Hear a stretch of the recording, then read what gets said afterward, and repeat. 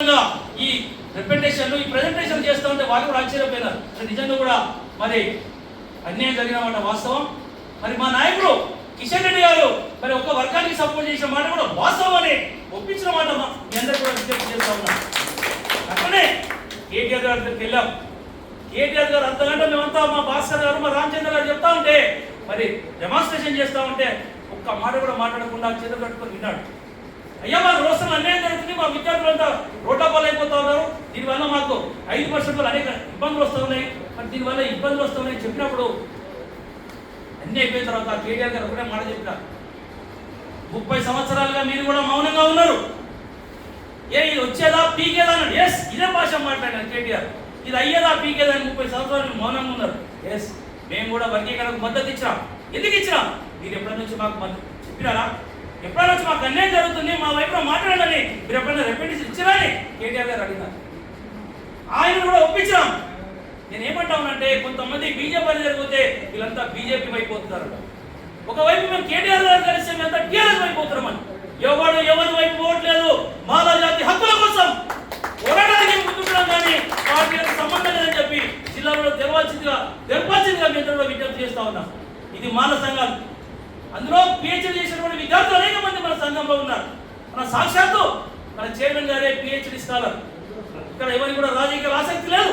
నిజంగా రాజకీయాలు కావాలనుకుంటే మా భాస్కర్ గారితో ఉన్నటువంటి మిత్రులందరూ కూడా ఎమ్మెల్యేలు అయిపోయారు, మంత్రులు అయిపోయారు, ఎంపీలు అయిపోయారు.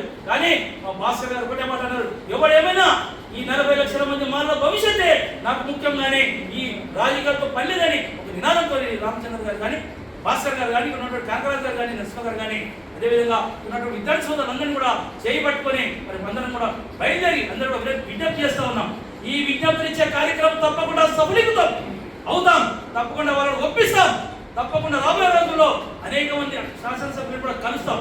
నిజంగా కూడా చాలా మంది ప్రజాప్రతినిధులకు రోజులు కూడా తెలియదు. ఫస్ట్ వివేకాన్ని వచ్చినా మేము నిజంగా కూడా వివేక్ గారికి కూడా కన్ఫ్యూజన్ అన్నాడు. అంటే నిజంగా ఇక్కడ జరిగిందా నేను ఒక్కనే కాదు మీరు కూడా అందరికీ కలమని చెప్పి వివేక్ గారికి చెప్పినారు. ఇది అందరి సమస్య, ఒక మనదో నీదో అన్నదో కాదు, ఇట్లా రాజకీయాలకు తావే లేదని చెప్పి మరి నేను జేఏసీ తరఫున మీ అందరికీ కూడా విజ్ఞప్తి చేస్తాను. ఇది జిల్లాలో తెలవాల్సిన అవసరం ఉన్నది. ఇది ఎవరికి కూడా ఊడిగం చేసే జేఏసీ కాదు.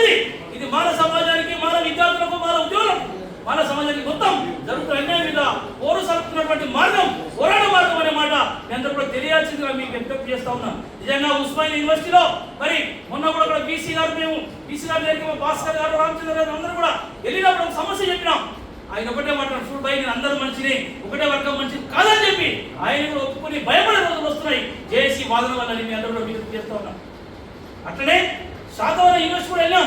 అయ్యా మా వాళ్ళకి అన్యాయం జరుగుతుందని చెప్పినప్పుడు అక్కడ కూడా మరి రిజిస్ట్రార్ గారు కూడా కాలేజ్ యూనివర్సిటీలో వెళ్ళినప్పుడు కూడా రిజిస్ట్రార్ గారికి చెప్పినాం, అది నిజంగా అన్యాయం జరుగుతున్నాం. ఎస్, ఎక్కడైతే పోగొట్టుకున్నామో, ఎక్కడైతే ఇబ్బందులు పడ్డామో, ఎవరైతే మనకు అన్యాయం చేసిండో వాళ్ళకే మన వినతి పత్రం ఇచ్చి జాగ్రత్త బిడ్డ మాకు అన్యాయం జరిగింది, రేపు రోజు మీరు మీకు మాకు మద్దతు తెలవకపోతే మీ సంగతి ఏదో తెలుస్తామని చెప్పి వినతి పత్రం ఇచ్చిన కానీ ఆశామాషి కాదని చెప్పి మన సంఘాలు చేసిన తరఫున మీ అందరూ కూడా విజ్ఞప్తి చేస్తా ఉన్నాం. ఇవన్నీ కూడా జిల్లాలో తెలియాల్సిన అవసరం ఉంది.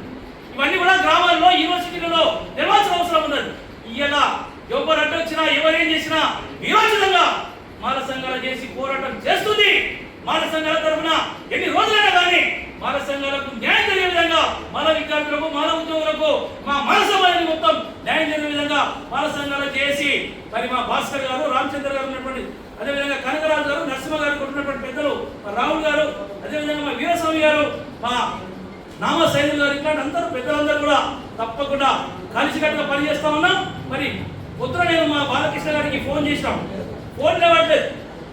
మా వీరస్వామి గారిని పంపిస్తే పాపం కొద్దిగా ఆరోగ్య పరిస్థితి బాగలేదు, పండుకుంటారని చెప్పి నిజంగా ఆరోగ్యం బాగలేకున్నా ఈ స్థాయిలో కూడా మా బాలకృష్ణ గారు మీటింగ్ జరుగుతున్న మధ్యలో మళ్ళీ ఎవరితోని మల్లేష్ గారితో, మల్లేష్ గారితో ఫోన్ చేసి అయ్యా జనం చాలా మంది అంటే ఉప్పొంగిన ఉత్సాహంతో బాలకృష్ణ గారు వచ్చి ఒకసారి ఆరోగ్యం చెప్పేందుకు మీకు కూడా ధన్యవాదాలు చెప్తూ సోదరానికి రోజు ముందుకి గ్రేటర్ హైదరాబాద్ లో కూడా అందరు ఎమ్మెల్యేలు కలిసి వినతి పత్రాలు ఇచ్చే కార్యక్రమం ఉంటుంది.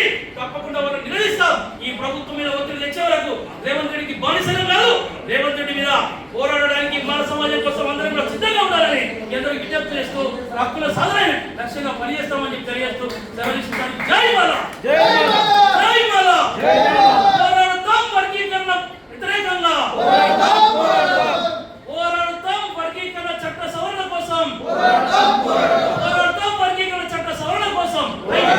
పోరాడతాం. థ్యాంక్ యూ బాలకృష్ణ అన్న. ఇప్పుడు